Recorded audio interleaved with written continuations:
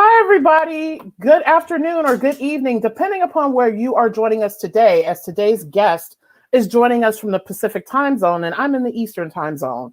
Thank you so much for joining us today, and welcome to April's episode of Black Writers Read. My name is Nicole M. Young, and I serve as the producer and host for Valley Society's Black Writers Read. Valley Society is a writing and social group for Black writers located in the Pioneer Valley in Western Massachusetts. One of our programs is Black Writers Read, which is what we're doing today. And it is a bi-monthly web series that showcases, celebrates, and honors the words, work, and traditions of Black writers from across the country, as today, across genres, across experiences, and across the African diaspora. Since starting the series late last summer, we've hosted children's book authors, poets, young adult fiction writers, and essayists. Past guests hail from upstate New York, Amherst, Massachusetts, and Greater Boston, and we've had an opportunity to honor the work of a writer from Washington, D.C. I am beyond excited to introduce today's guest, West Coast writer Shannon Luders-Manuel, which it justifies why the marketing for this particular episode listed Eastern time zone and Pacific time zone. I've known Shannon since moving to New England, specifically Western Mass, in the late 2000s. We met through mutual friends, and we went to University of Massachusetts Amherst together.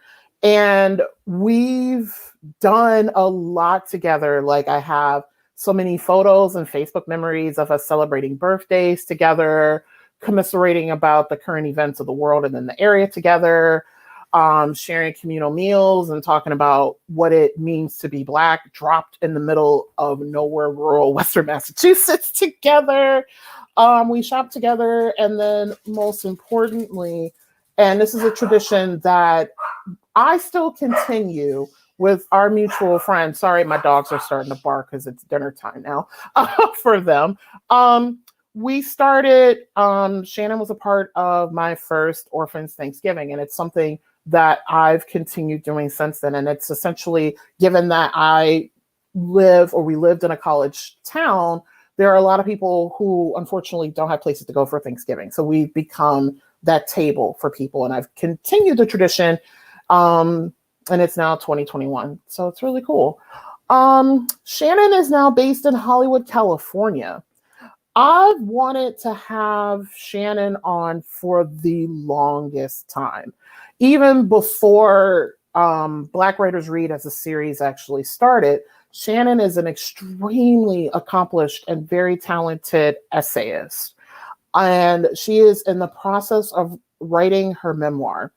Earlier this year, I think sometime in February, she was able to acquire a literary agent. And I was like, oh my God, we have to find a means to celebrate. Because for those of you who are either just starting as authors or who aren't really that knowledgeable about the publishing world, that's something really huge, because you could send pitch letters to like hundreds of people, and tons of people would read your work and critique your work and give you feedback on your work before they decide to bring you on. And then from there, you finish the product, and then you're on your way to publishing. And so today, what I wanted to do, not only honoring this moment for Shannon, I wanted to bring her on to talk about the process of acquiring a literary agent and preparing to publish her memoir, and then on top of writing the memoir itself. Because the other thing about Shannon to mention is that the other thing I really admire about her is that she's really been able to hone in what she's great at, and she has such a great creative practice and writer's identity. And that was something else that I wanted to talk about today in terms of crafting that branding and crafting that who you are as an artist. So just a little bit about Shannon before I bring her on for today's episode. And she will be reading from what I like to call a seminal essay that was published in the New York Times a little bit ago, Rediscovering My Father, which covers a little bit of what will be covered in her memoir.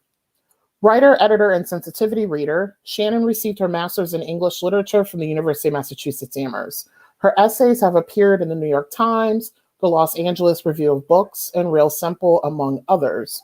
She is currently represented by Chase Literary Agency for her memoir about growing up mixed race, coming in and out of conservative Christianity, and her complicated relationship with her absent and alcoholic father.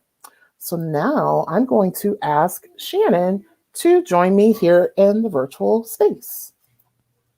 Hi, Shannon. Hello. It's so good to see you. It's great to see you too. Yay. So how are things across the country? Like, how's the weather there? And The weather's good, 75 and sunny.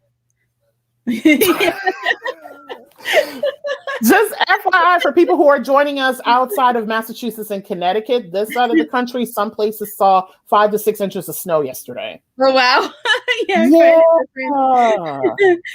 And I'm not going to lie, I love it. Like, I loved being on the East Coast and experiencing the different seasons and really, like, understanding them. And now I'm glad to be back in sunny California. Yay, which I gotta make my trek out there. I've said I've never gone west of Chicago. Oh, wow. And I eventually need to make it your way. And I have a feeling because of the culture and the people out there, I may not leave California. I think you would like it. Oh, good. So Shannon, I'm gonna go ahead and turn it over to you. So everyone enjoy Shannon Luders-Manuel. Hello. So I'm going to read today from an essay that I had published in the New York Times. It was actually my second essay. The first one was, I forget what year, 2017, I believe, about my grandma. And then this is my second one for the New York Times and it was about my dad. And this actually helped me land my agent. So, and there's like overlap, as Nicole said, with what's in this essay and then what appears in my book. So I'm going to read that now. It's called Rediscovering My Father. One night in 2001, newly married and in my first real apartment, I pulled out my grandma's vintage leather suitcase. Its handle was long gone, but I used it to store hundreds of old photos. I searched through each photo and negative, hoping I might find a double of the one good picture of my dad and me. My dad had recently died of lung cancer. The last photo I had was of him lying on his hospice bed, feeble and hooked to an oxygen tank. Any hope of future connection was buried along with his ashes. Back when I was in high school and living in San Jose, my friends Pamela and Emily had joined me on a rare weekend train ride to see my father in Sacramento. The infectious giggles of teenage girls rubbed off on my dad, who was a natural kidder but always reserved and debonair. He and I were growing apart, as parents and teenagers often do, but the space between us was inflated by the extra complications of alcoholism, poverty, and racially blended families. At the end of our visit, my dad and I sat on a bench at the Amtrak station, with my friends on a bench across from us. My dad had taken pictures of my friends and me all weekend, and we had taken pictures of each other, braiding our hair, making silly faces, standing next to Wile E. Coyote and the Roadrunner at the mall. But there were no pictures of my dad and me, which was par for the course. Only 2 photos exist of my nuclear family before my parents split up. Then there are a few childhood photos from scattered visits, which my dad's girlfriend, Narita, lovingly captured. My favorite, my dad and me standing in front of his long Chrysler, me on the hood with my skates on, and him standing beside me like the tallest, toughest dad on the block. Then Narita left, along with her good camera.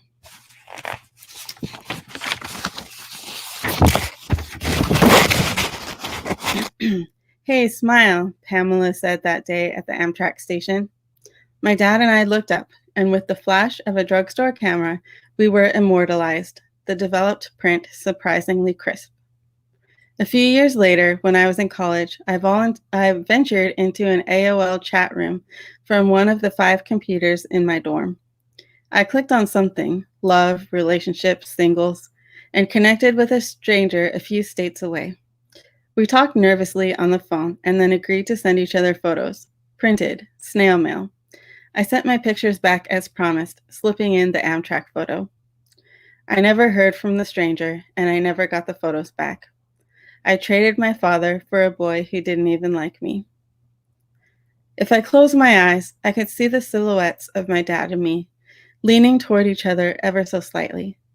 I could see the glimmer in his eyes and the half smile that was a welcome change from his usual stoic expression. Most important, I could see the love between father and daughter in what ended up being our last good visit. For the following visit, my father brought home a young woman off the street, about my age, strung out on something that made her move like a shadow. He took her to his bedroom and ordered my boyfriend and me to stay out. A while later, she emerged as a different type of shadow and asked for the phone. My dad pulled up a chair and after she left. I didn't try to sleep with her. She's a liar, he said, with his eyes wide in warning. That time, I got on the Amtrak thinking I would never return. But when I was planning to marry my fiance, Daryl, wanted us to get my father's blessing. At that point, I hadn't seen my dad in 2 years. We drove up for a brief afternoon visit. The three of us walked to a nearby park, and I asked Daryl to take a picture of my dad and me. We sat on a bench in similar poses to those we'd had at the train station, but in that photo, my face bore the blank expression of an adult child of an alcoholic who's lost all faith in her parent. Later, after he died, I found myself longing for evidence of the father he once was, and the Amtrak photo took on special significance. When I had searched for it back in 2001, Pamela had as well. We each spent hours sifting through our collections, sure that there must be a reprint or at least the negative. Eventually, we both gave up. Recently, we were talking about that teenage visit to my dad's, and she looked for that picture once again. She had recently moved, and her photo boxes were close at hand. This time, it surfaced. A week later, I received a somewhat crinkled negative, had it scanned at the best local shop in Hollywood, and received a beautiful touched-up version from a cinematographer friend. My dad had returned to me, our 33mm past merged with the digital present. We looked cautious but hopeful, two beings who didn't know how much each loved the other, soon to be traveling their separate ways home. That's it.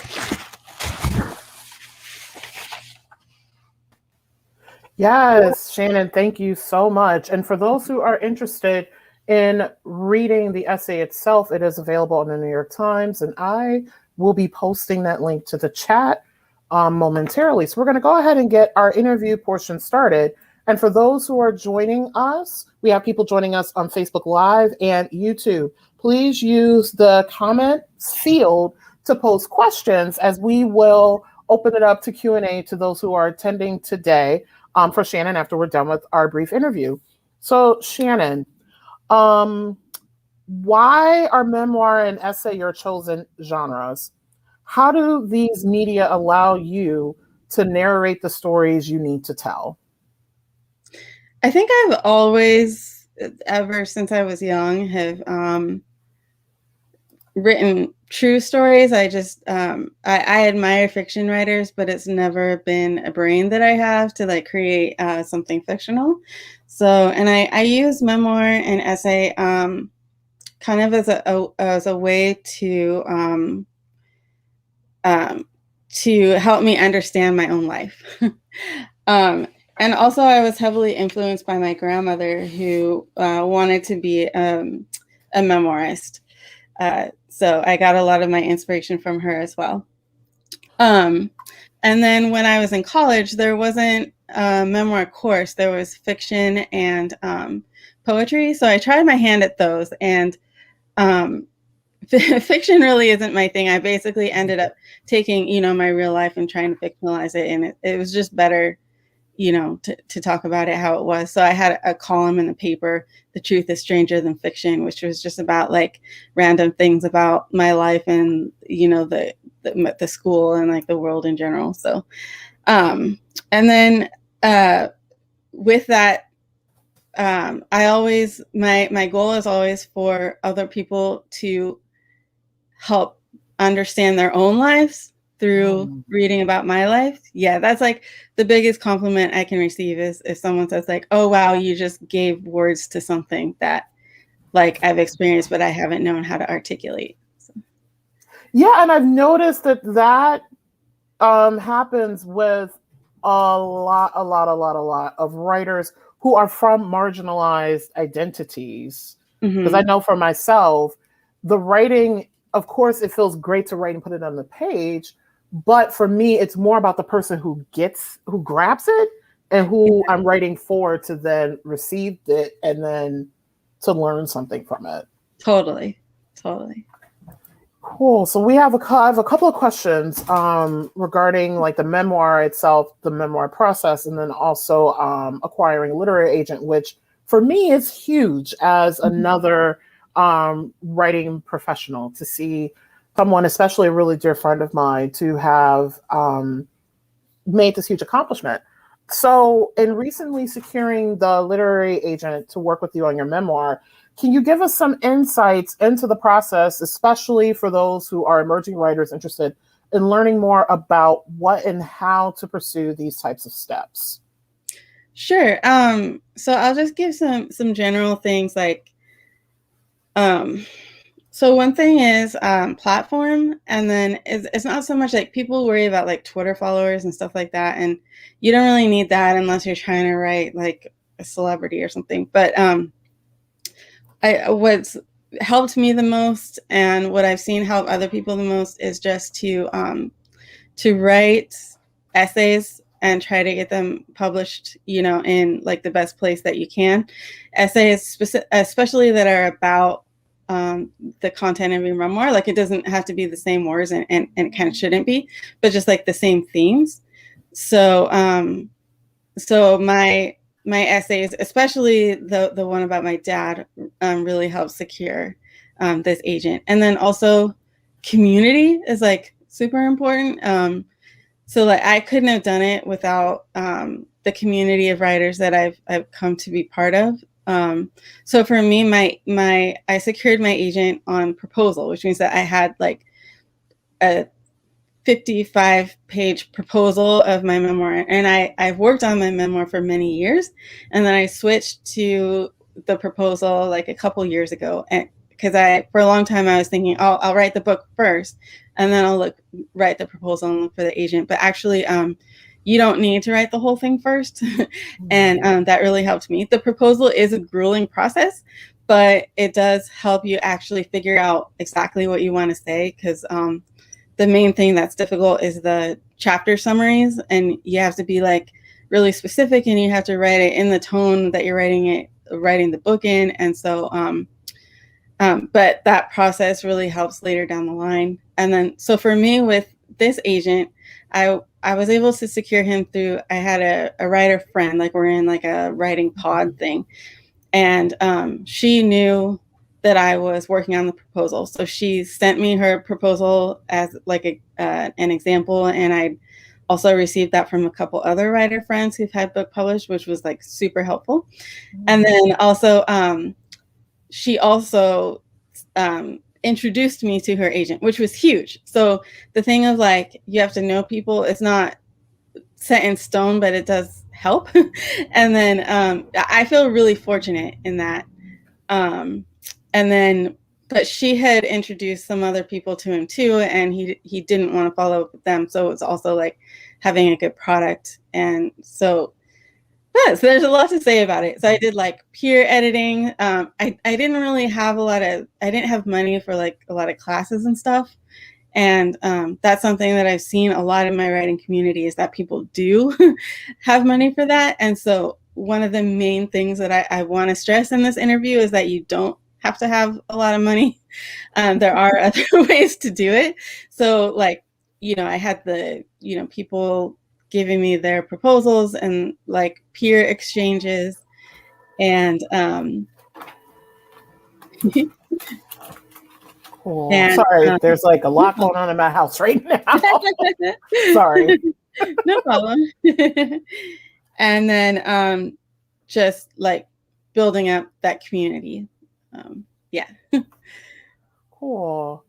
My next question is, And in terms of working with the literary agent, because Shannon and I, we had a chance to talk prior to this episode to do some prep. And Shannon had an opportunity to tell me a little bit more about the process of working with the literary agent and what their role is. So how much has your memoir evolved since you started writing and then working with the literary agent? And then what themes have remained and what themes or topics have since emerged? Okay. So essentially, what my agent and I have been working on is the chapter summaries. And he came to me really recommended because not all agents are hands-on, but this agent is. So he actually like dives deep into the chapter summaries and is like, what does this mean? You know, can you expand on this? And then has like general feedback. So he helped me and the woman who I got him through to really go to a deeper level. So like, it's like you're already going deep and it's like, you're as deep as you think you can get. And then he wants you to go one level deeper. And it's like, whoa, I didn't even realize that level was there. So that's been like super, super helpful. Nothing has been like, as I was writing the memoir itself, which is like 3/4 done, but it's probably going to change a lot now. In that process, I wrote and rewrote and rewrote and rewrote. And like, I got rid of like the first chapter and the second chapter, like started with the third chapter. And like, so tons of things went into that and not much, I didn't take out a lot of themes. But one theme that I did add really right before I secured this agent that I think was super helpful was the religion theme. Because I had gotten feedback from people like, what's the takeaway? You know, so basically my book is about my taking care of my dad when he was dying, and then also about like our complicated relationship. But I didn't have like a really strong takeaway. And then I did take this like $25, you know, class about structuring your memoir that ended up being like hugely impactful because I just had this aha moment during that of like, oh, because I had started to write about religion because it was such a big part of my life. And then I was like, oh no, I need to take this out because I want to be super focused. And then I realized, oh no, actually, I need to focus on this more. Like I can't take it out. I need to focus on it more. So my big aha moment was that when my dad was dying, I had this feeling that, oh, there's not a heaven or hell. He's not going to go to a heaven or hell. He's just going to cease to exist, and that's okay. And then from that, I realized that I had kind of used personally, and I can't speak for anyone else, and I'm not like, I don't religion bash or anything. Like everyone, you know, should believe what they believe. But for me, I realized that I kind of used religion as like a way to create family and as a way to create belonging and like this father figure in my life. And then I just, when my dad was dying and left, like I realized, oh, like he was my father figure and that's okay. And he was flawed and that's okay. And I don't need something else to fill that void.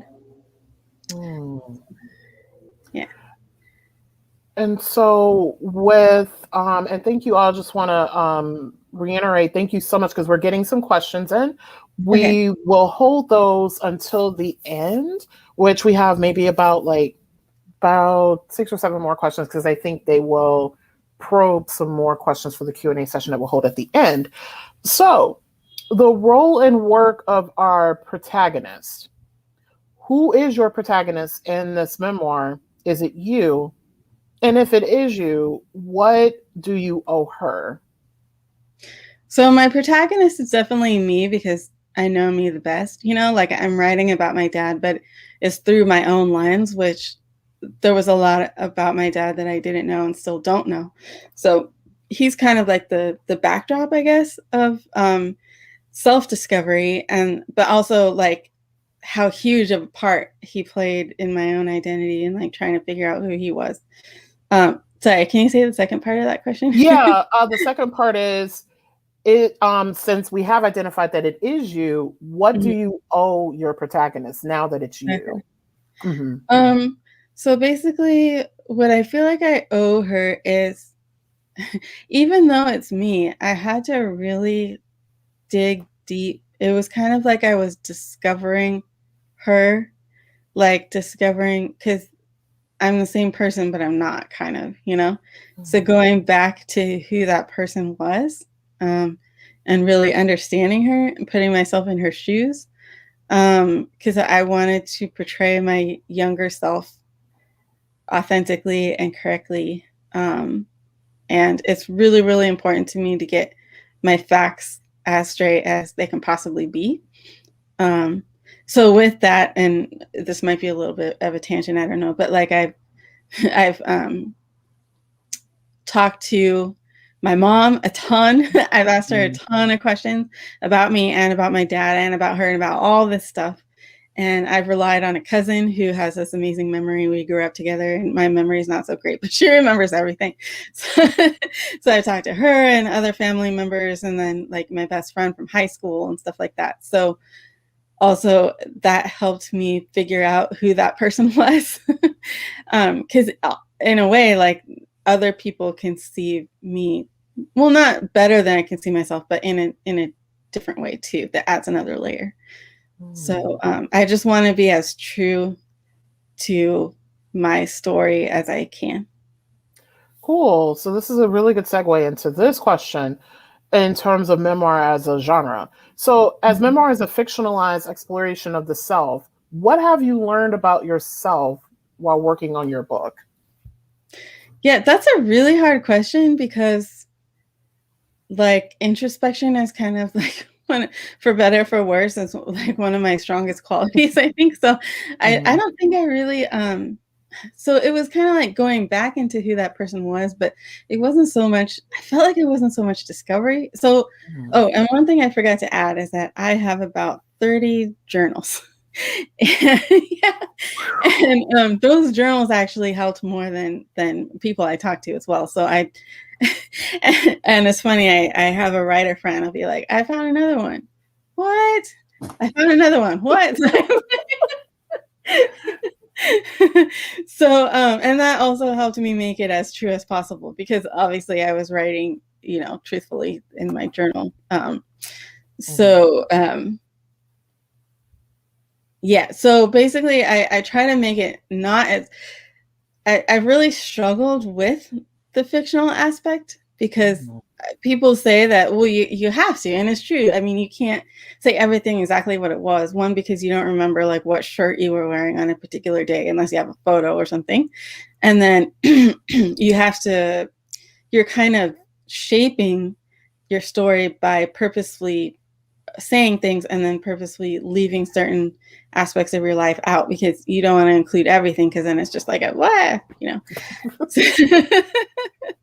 So yeah, does that answer the question? I can't remember. It does, because it's something, because I'm in the process of writing a memoir myself. Okay. And it's definitely like how much for me. So I'm writing one on dating, and I have to fictionalize a lot of it because I don't want to be sued by the people that I'm writing about. So, and then also just revisiting some situations. I'm like, how much of this do I want to disclose? What do I want to disclose of it? And then also too, what do I want the takeaway to be? And the takeaway is, for my book, I really want people to understand how much dating has changed and how dating can really impact a way that somebody could see themselves. So in terms of memoir and why it's such an interesting genre for me, and it's a newer genre for me as a poet and playwright, is really understanding how to craft the story so that people can find it interesting rather than it just me in a bitch session.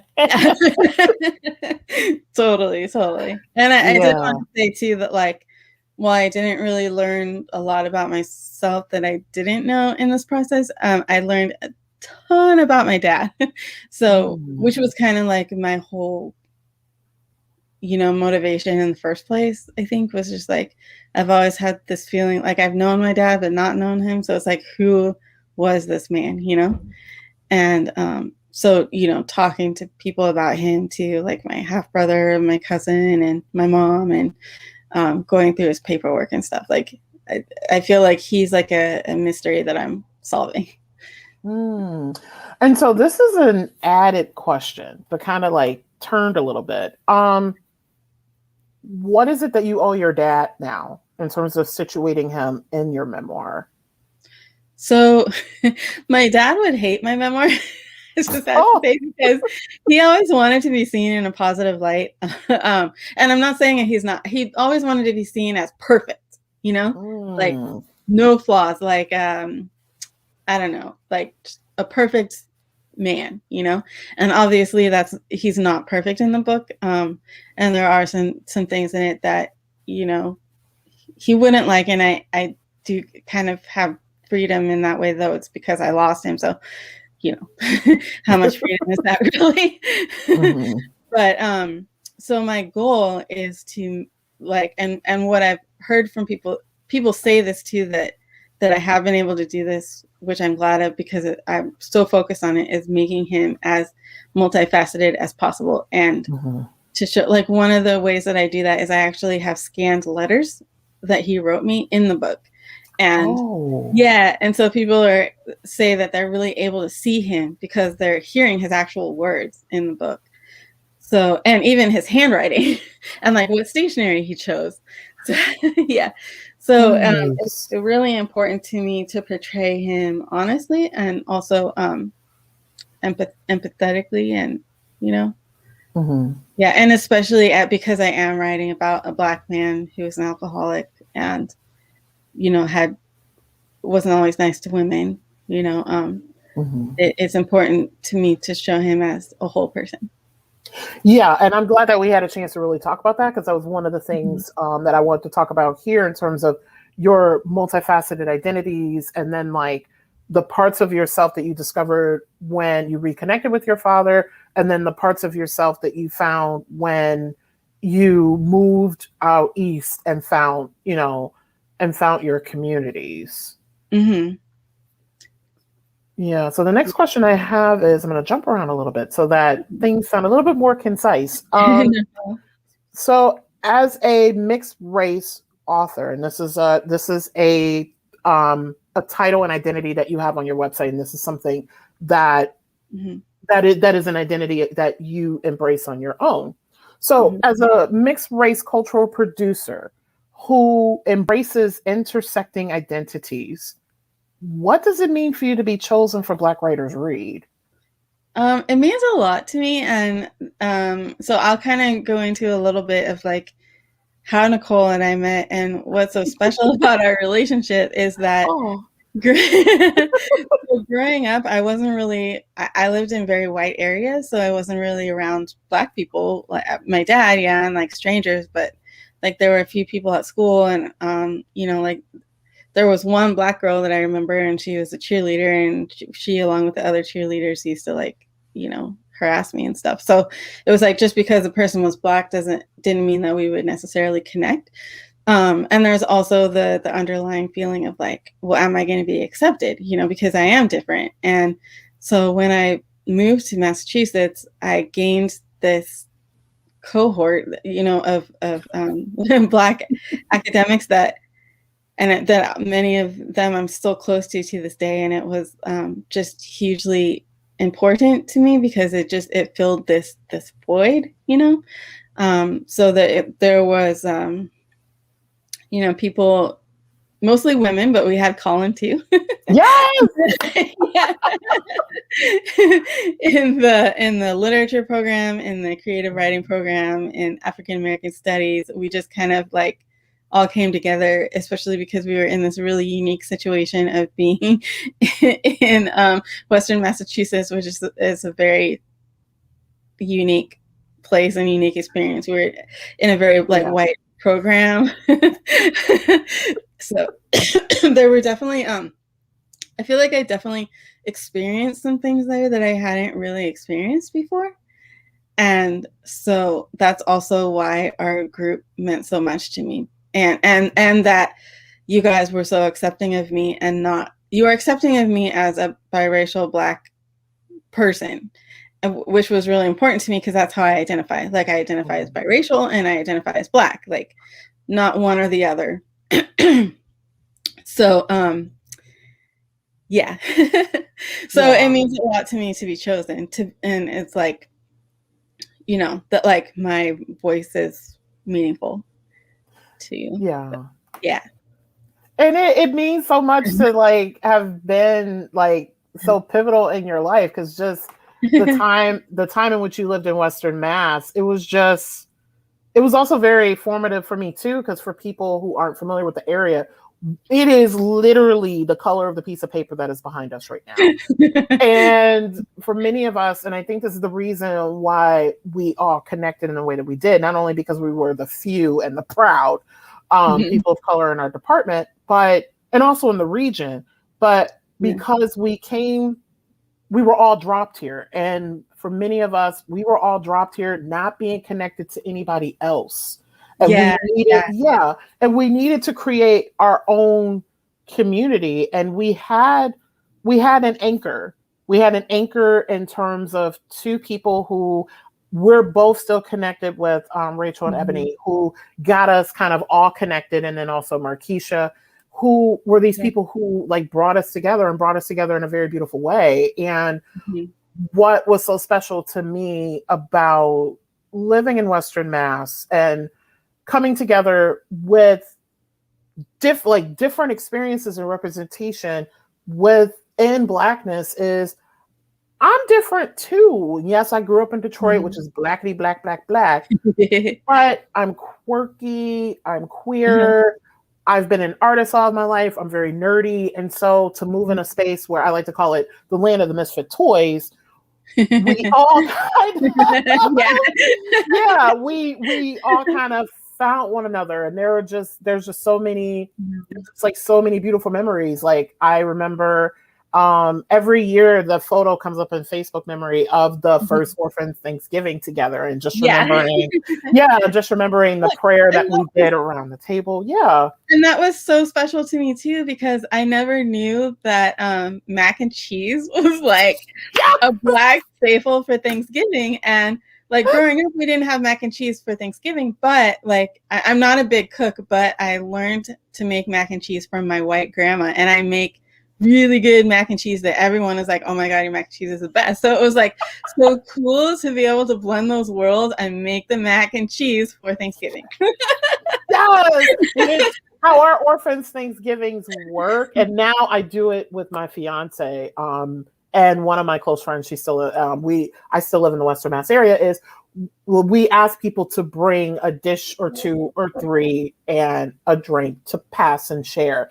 And what has happened is we also have this very unique moment of cultural sharing, because even though for many of us, which my best friend who lives out here too, Markeisha, she's from Detroit. Yes, we have a lot of things in common, but we have a lot of things different. Like, okay, yes, these are the staples that we have at these meals, but they're made differently. And so it's a very, very special cultural exchange. So I could definitely say, even though Western Mass has been a very interesting time in my life, I have really come to embrace the person that I've become since living here. Cool. Yeah, and I wanted to say too, just not to be too like, but like off topic, but like when you're talking about the uniqueness of our group and different people bringing different things to it, like Rachel being a first generation American, that too, like she too brought her own unique experience to that as well. So, and then Colin being mixed race. It was really cool how, we all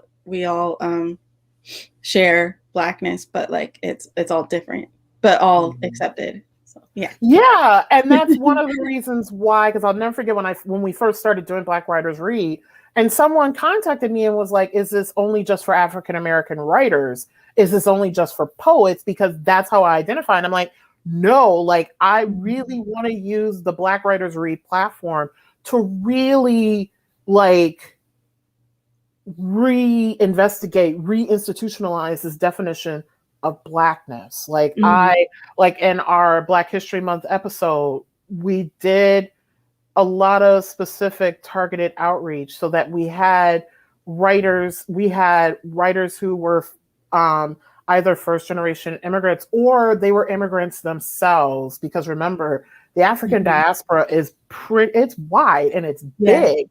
And the experiences, are very vast. And then also, too, I wanted to be able to embrace all kinds of genres, because I think that as people, the one uniting thing that I said that I needed Black Writers Read to do with regards to our guests and what we cover is that people are challenging what it means to be Black and reaffirming what it means to be Black, especially given the time that we first did our first show. So our very first episode, which was just supposed to be a special event, was for Juneteenth last year, and it came together in about a week, and it was in response to He Who Shall Not Be Named 45 and the rally that he wanted to do in Tulsa, Oklahoma, on Juneteenth, around the time of the anniversary of the massacre and the destroying of Black businesses in Oklahoma. And we were like, okay, we really want to take this opportunity, and especially given that we also emerged in the time, and this takes us into the next question. This moment of Black Lives Matter, and what does that mean as cultural producers, as writers, as people who are documenting who we are, what we are, and the ways in which we are seeing the world.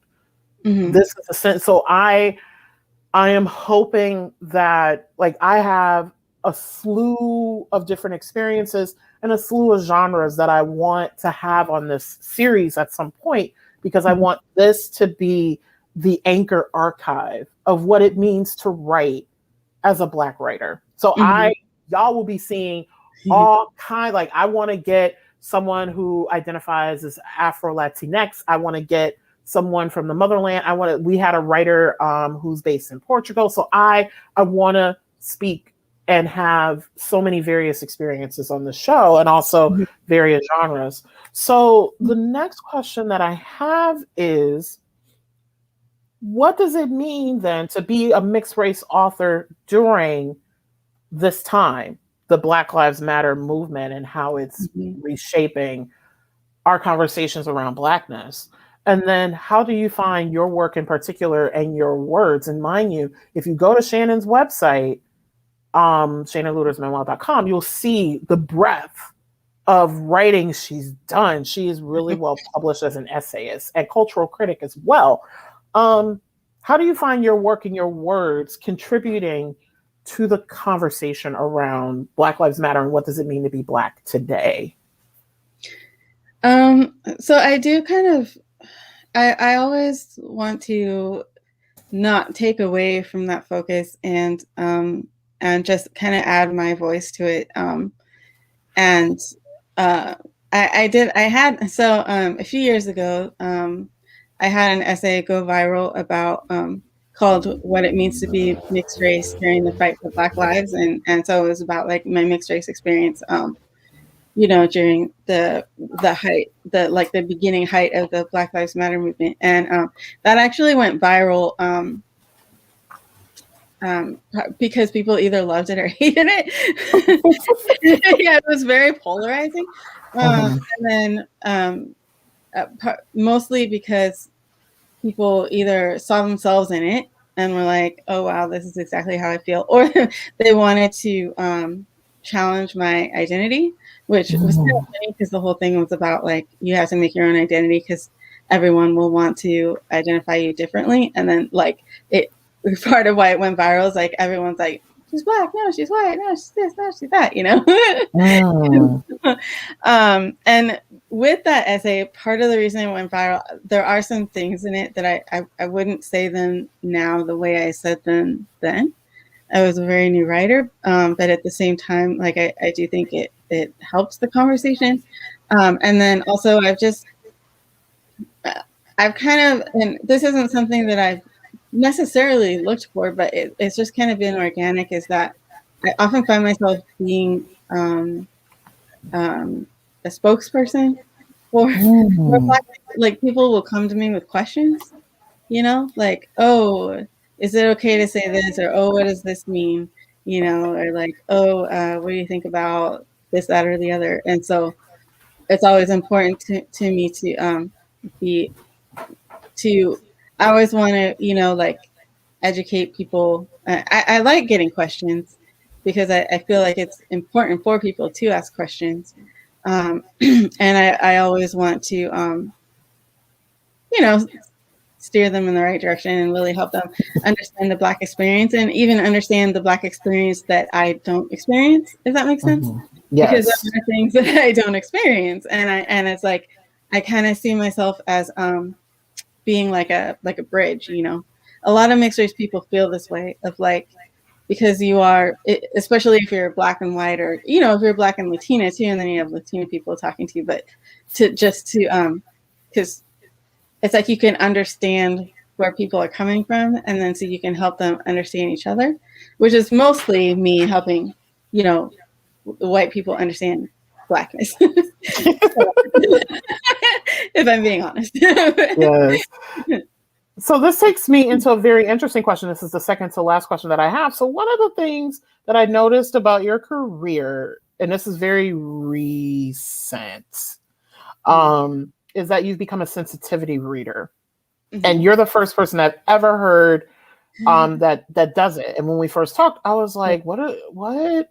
But when you told me about it, I was like, oh, it makes sense. And it makes sense that it's something that has emerged now.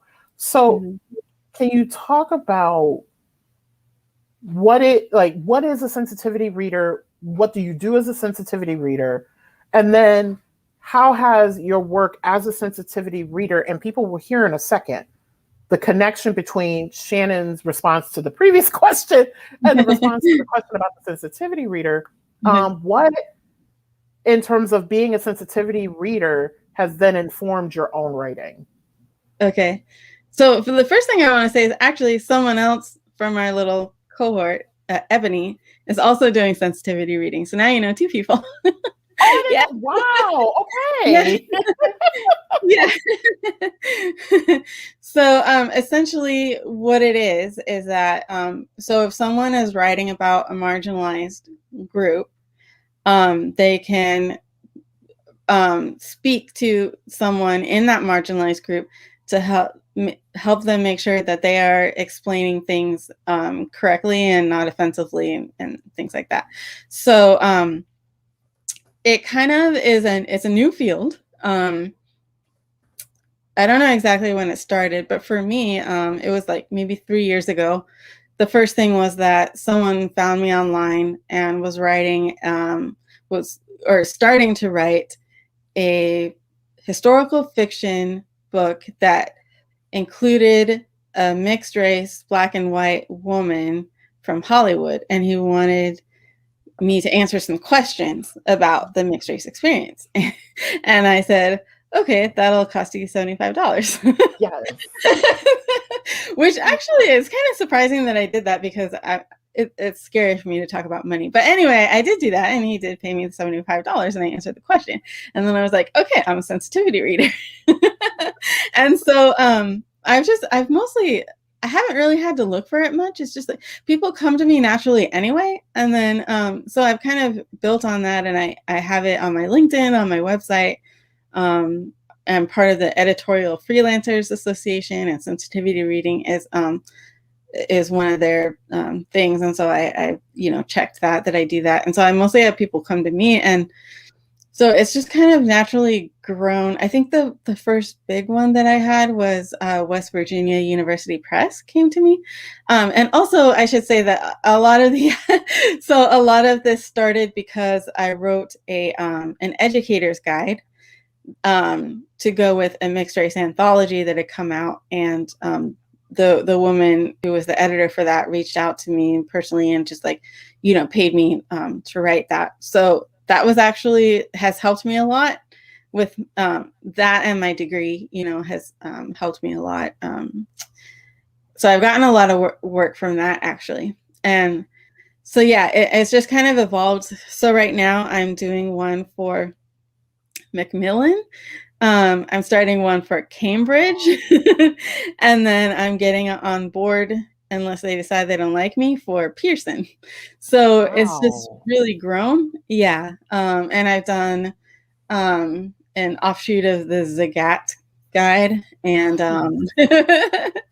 yeah, and artisan book. So it's just kind of taken off. And I do mostly about mixed race people and Black people. But often if they know you do sensitivity reading, they may ask you to do it for other things as well. Like the offshoot of the Zagat was basically anything. Like we were reading their articles and then just like flagging anything that we saw as problematic. So it's been a really interesting and rewarding experience, and I feel fortunate to be able to be in this space. And also, why haven't we had this sooner? And I do use my skill of being able to explain things in a way that people can understand. So it's like, this doesn't work because of this reason, like try doing this instead. So yeah. Cool. And then the last question we have before we open it up to Q&A, and we have some questions already that came earlier, is who is your ideal audience for your work and why? And who do you hope will read your work and learn from it? So like my work in general, or my work in general? Anyone really. But always, like we were saying, like my main focus is for people who are experiencing whatever I'm talking about. Like that's the big kahuna, That's what I love the most. So like with my book, my themes are adult children of alcoholics, people who have lost parents at an early age and or have had to care for them, mixed race people who have come in and out of Christianity or any religion. So that's mostly who I write for, but I want to write for everyone. Yeah. Nice. Cool. So we're going to go ahead and get started with our Q&A. So if you have any questions, please feel free to put them in the comments field. We have two really good questions that came up earlier. So the first question that came up, this goes back to the essay that you shared with us today, Shannon. So how were you able to get it published in the New York Times? And are you able to talk about that process at all in terms of like getting it published there? Yeah, sure. So one of my biggest assets that I feel like I've gotten from my dad is that I'm not afraid to go big, and I'm not afraid of rejection. So, because I know that it's part of the process. So I will say that I'm part of a Facebook group of tens of thousands of people that also has offshoots, and it's the offshoots that have helped me the most. It started off as women writers, but it's basically anyone who's not a cis male writer, and they're secret groups. So if you want to know about those, just message me or Nicole. Those spaces have helped me enormously. So with my first essay that I wrote for the New York Times, well, not for the New York Times, but got published in the New York Times, was about my grandma and her Alzheimer's. And I submitted it to like 8 places before it found a home in the New York Times. And as I wrote it, it took like about a year, and I just kept revising and revising and revising. And then I actually added an ending that hadn't happened when I first was working on the essay. So I think that helped. And so I think revision is like super important, and like just send it out, and like every rejection that you get, like that's just see that as one step closer to an acceptance. And then so in this group, we do share contacts. So I didn't even know so I got it published in this little vertical in the New York Times called Ties. And I didn't even know about the vertical before specifically. And then so I tried sending it out to these different places, and I had the contact info from members of the group. And also a lot of times you can just get the email from the website. Like you can just see the masthead, and oftentimes they'll have their email address. So anyway, someone had published in Ties, and I thought, oh, wow, that looks like the perfect place. And so actually, no, I'm sorry. Actually, I had found it a little bit earlier, and I sent it to their general email, and then this person published that they got published in there, and then I got the actual editor email from there, and then sent it to her, and she liked it. So nice. yeah, and like I had revised it a lot. I have friends that I trade pages with, so that really helped me improve it. And that's a great way to get feedback, is just help each other out.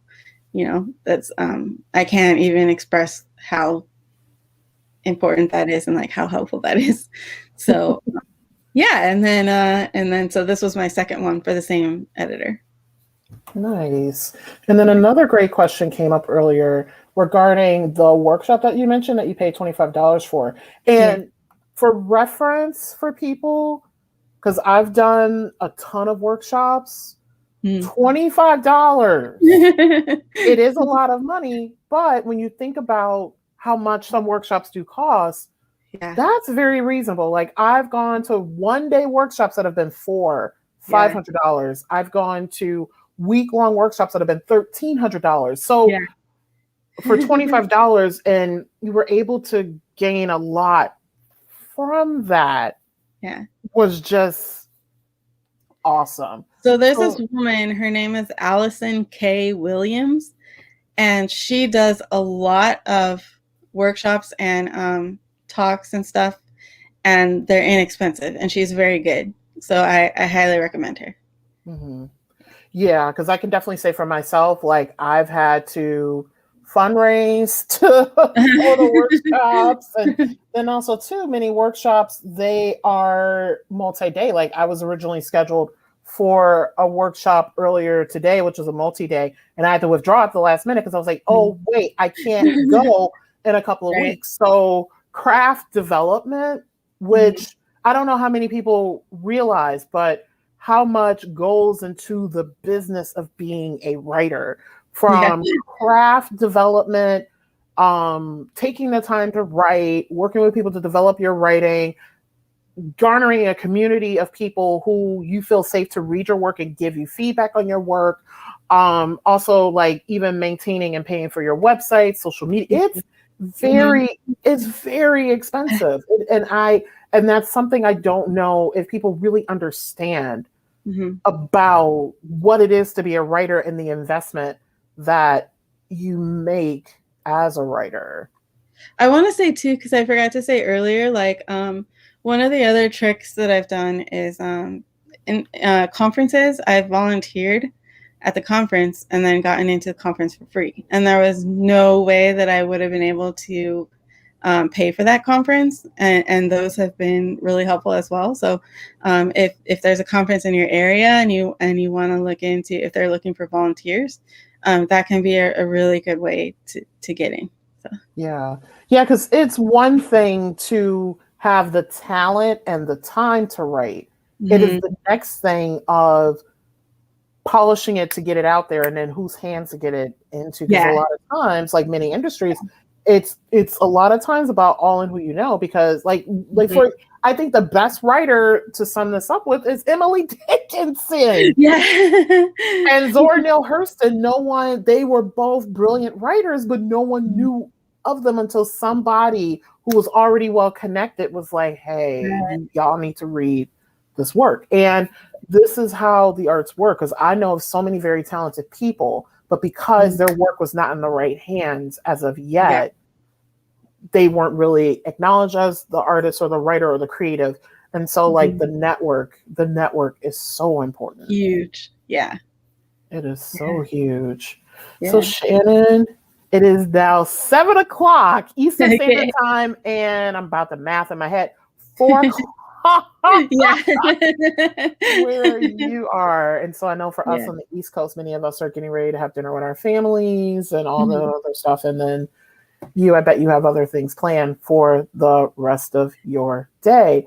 So Shannon, So Shannon, it was so great to reconnect with you, because I think one of the last times we spoke was around the time you came to the area and went back home to defend your master's thesis. So it's been a while. Yeah. A while ago.